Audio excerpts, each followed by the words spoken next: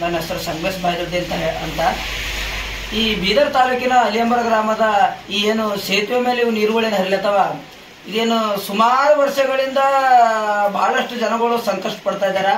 ಈ ಮಳೆ ಬಂದಂತ ಸಂದರ್ಭದಲ್ಲಿ ಮೂರು ದಿವಸ ಒಂದೊಂದು ಸಾರಿ ಹಳ್ಳ ಇಳಿಯಲ್ಲ. ಇವತ್ತು ನಿನ್ನೆಯಿಂದ ಮಳೆ ಬೀಳೋದ್ರಿಂದ ಮಧ್ಯರಾತ್ರಿಯಿಂದ ಸೇತುವೆ ಮೇಲೆ ನೀರು ಹರಿಲತ್ತವ. ಸ್ಕೂಲಿಗೆ ಹೋಗೋ ಮಕ್ಕಳಿಗೆ ಬಸ್ಗಳು, ದನ ಕರುಗಳು ಆ ರಸ್ತೆ ಮೇಲೆ ಹಾದು ಹೋಗ್ಲತ್ತಾರ. ಬಹಳಷ್ಟು ಸಂಕಷ್ಟ ಆಗ್ಲತ್ತದ. ಕಳೆದ 8-9 ವರ್ಷದ ಕೆಳಗಡೆ ಅದು ಮುಂದ್ಗಡೆ ಇರ್ತಕ್ಕಂಥ ಬ್ರಿಡ್ಜ್ನಲ್ಲಿ ಒಬ್ಬ ಪೂಜಾರಿ ಪೂಜೆ ಸಲ್ಲಿಸ್ಲಕ್ ಬರುವಂತ ಸಂದರ್ಭದಾಗ ಆ ಹರ್ಕೊಂಡು ಹೋಗ್ಬಿಟ್ಟು ಅವರು ಪ್ರಾಣ ಹೋಗಿತ್ತು. ಆದ್ರೆ ಮತ್ತೆ ಇದನ್ನು ಯಾರಾದ್ರೂ ಪ್ರಾಣ ಹೋಗ್ಬೇಕಂತ ಹೇಳ್ಬಿಟ್ಟು ಏನು ನೋಡ್ತಾ ಇದ್ದೀರಿ ಹಂಗಂತ ಹೇಳ್ಬಿಟ್ಟು ನನಗೆ ತಿಳಿತಾ ಇಲ್ಲ. ಸಂಬಂಧಪಟ್ಟ ಅಧಿಕಾರಿಗಳು, ಕ್ಷೇತ್ರ ಶಾಸಕರಿದ್ರಿ ರಹೀಂ ಖಾನ್ ಅವರು ಮತ್ತು ಜಿಲ್ಲಾ ಉಸ್ತುವಾರಿ ಈಶ್ವರ್ ಖಂಡ್ರೆ ಮಂತ್ರಿ ಅವರು ಇದ್ರಿ, ನಿಮ್ಗೆ ಗಮನ ತರ್ಲಕ್ ಬಯಸ್ತಾ ಇದ್ದೀನಿ.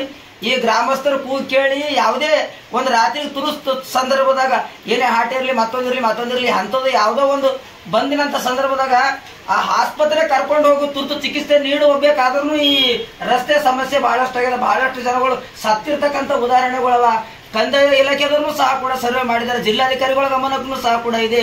ಈ ರಸ್ತೆ ಒಂದು ಮಾಡಿಬಿಟ್ಟು ಸಾರ್ವಜನಿಕರಿಗೆ, ದನಕರುಗಳಿಗೆ ರಸ್ತೆ ಸಂಚಾರ ಯಾರು ಮಾಡ್ತಾರೆ, ಇದು ಮುಖ್ಯ ಹೆದ್ದಾರಿ ಅದ.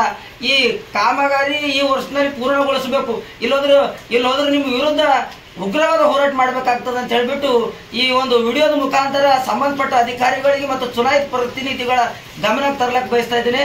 ನಮಸ್ಕಾರ, ನನ್ನ ಹೆಸರು ಸಂಗಮೇಶ್ ಬಾಯ್ದೊಡ್ಡಿ ಅಂತ ಹೇಳ್ಬಿಟ್ಟು ಯುವ ಹೋರಾಟಗಾರ ಬೀದರ್.